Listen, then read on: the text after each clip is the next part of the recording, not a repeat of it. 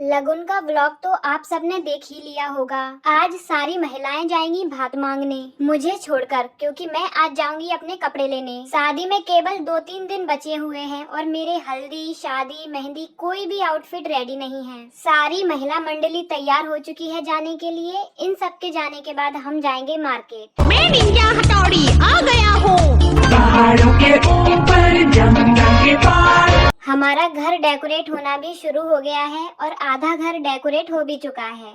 मैं निकल जाती हूँ मेरी बहन के साथ मार्केट। सबसे पहले मैं चली जाती हूँ पार्लर, क्योंकि मुझे आईब्रोज करवानी थी। भगवान जी, ये आईब्रोज के अनवांटेड हेयर आप थोड़ा सा ऊपर मेरे सर पे लगा देते। हर महीने 40 रुपए चले जाते हैं। बहुत तेज भूख लगी थी, इसीलिए हम लोगों ने डोसा खाया। उसके बाद हम लोग करते हैं अपने सबसे जरूरी काम पर फोकस, कपड़े खरीदना। और यकीन मानिए, एक भी कपड़े पसंद नहीं आए। बाजार में एक 18 वर्ष से कम उम्र के बालक से मजदूरी करवाई जा रही थी। मुझे लगा इसके खिलाफ मुझे आवाज उठानी चाहिए, लेकिन मुझे उससे पहले ही पता पड़ गया कि ये दुकानदार नहीं, कस्टमर है।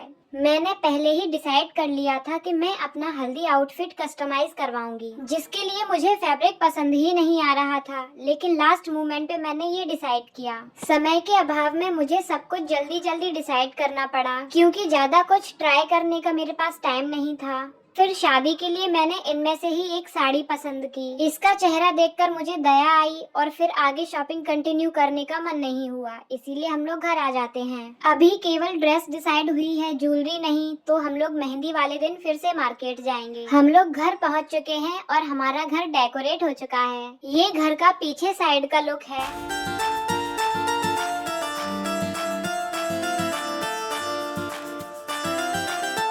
मैं बहुत ज्यादा थक चुकी हूँ, इसीलिए घर आकर सबसे पहले चाय पी। उसके बाद शॉपिंग में क्या क्या खरीदना रह गया है इस पर एक गहन बैठक हुई और विचार विमर्श हुआ।